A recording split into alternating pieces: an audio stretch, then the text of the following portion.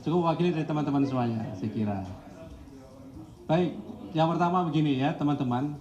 Seringkali kami sudah jelaskan pada teman-teman ya, bahwa siapa yang ditetapkan sebagai tersangka, konstruksi perkaranya seperti apa, pasti pada saatnya KPK akan sampaikan pada teman-teman semuanya, pada masyarakat. Karena saat ini perkaranya sedang berjalan, baru kemudian kan teman-teman tahu ya, kemarin dilakukan proses penggeledahan, kemudian siang ini dilanjutkan proses penggeledahan di Kementerian Pertanian, jadi kan masih di awal, gitu ya, masih di awal. Sehingga tentu kami tidak bisa sampaikan apa yang menjadi materi dari proses penyidikan yang sedang kami lakukan.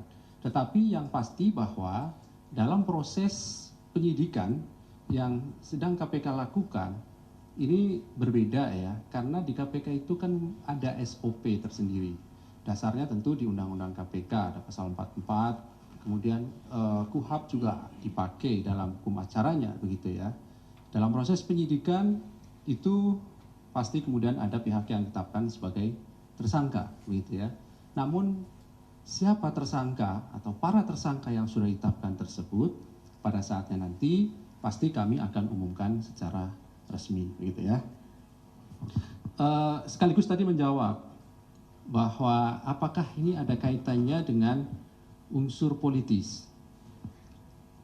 Kami juga berulang kali sampaikan pada masyarakat dan teman-teman semuanya bahwa kami sadar betul karena ini adalah menjelang tahun politik 2024, semua yang dikerjakan KPK pasti kemudian akan selalu dikaitkan dengan proses politik yang sedang berjalan. Tapi kami ingin tegaskan, dan pada waktunya akan dibuka secara terang, ya, apa yang menjadi alat buktinya, perbuatannya seperti apa, begitu ya, di hadapan majelis hakim tentunya nanti ketika proses penyidikan ini cukup, dilakukan penahanan, dilimpahkan pada proses penuntutan, dan disidangkan pada pengadilan tindak pidana korupsi.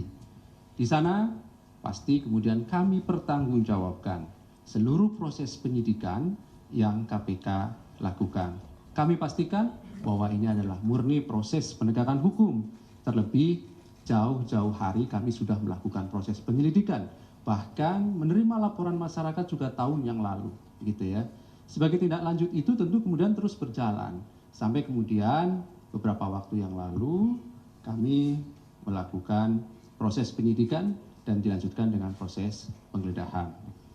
Kalau kita lihat data ya Mbak, memang